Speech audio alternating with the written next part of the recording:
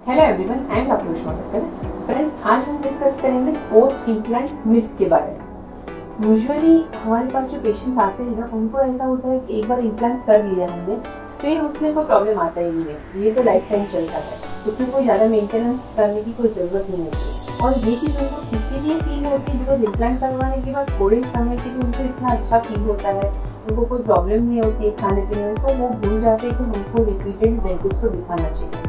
जब उनको लंबा प्रॉब्लम आता है तब हम लोग याद आते हैं। तो फ्रेंड्स, आप ऐसी गलती बिल्कुल नहीं करें। मेरे पास एक पेशेंट आया था, तो वो पेशेंट 5 इयर्स पहले आया था और 5 इयर्स पहले मैंने उनको ऐसा बोला था कि ये फ्रेंड्स आपका टेम्पररी कैप है, मुझे आपको इसको 6 मंथ्स के बाद आपको इसको परमानेंट कैप में कन्वर्ट करना है।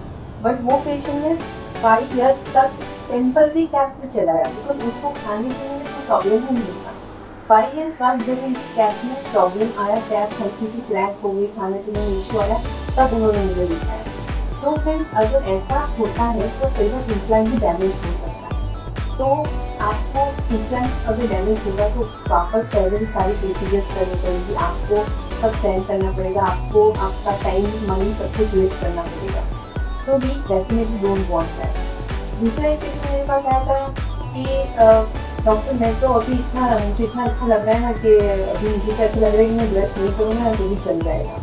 तो फ्रेंड्स, ऐसा बिल्कुल नहीं है। आपको अपने आर्टिफिशियल दांत को भी ऐसे ही केयर करनी है जैसे आप अपने नेचुरल दांत को केयर करते हैं। एक पेशेंट का बेटा मेरे पास आया था, तो उसने मुझे कंप्लेन किया कि मेरे पापा को तो इतना अच्छा इम्प्लांट के बाद हो गया है कि वो अभी निश्चिंत होकर सब कुछ खा पी रहे। वो एक खाने के बाद पहले तो कुल्ला भी करते थे, स्केलिंग रेगुलर पहले करवाते थे, पर अब तो वो ऐसा स्केलिंग वगैरह से कुछ नहीं करवाते हैं। आपके पास आते भी नहीं कि अभी मुझे कोई प्रॉब्लम नहीं है कि मैं डॉक्टर को दिखाने क्यों आऊँ।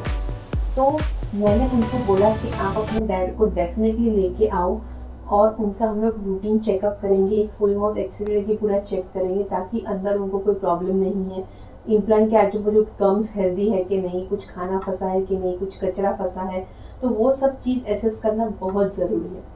इसके अलावा आपको रेगुलर 2 टाइम ब्रशिंग करनी चाहिए। ऐसा नहीं है कि आर्टिफिशियल दांत में थोड़ी सड़न लगेगी तो मैं ब्रशिंग क्यों करूँ, ऐसा बिल्कुल भी नहीं करना है।